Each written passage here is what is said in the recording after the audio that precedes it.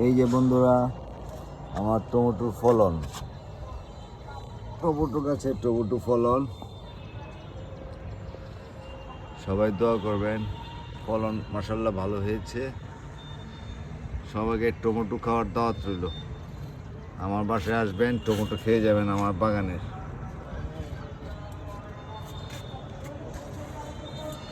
খেয়ে যাবেন আর বাড়ির লেগে নিয়ে যাবেন, খেয়ে যাবেন বাড়ির জন্য নিয়ে যাবেন। ঠিক আছে, সবাইকে দাওয়াত রইল।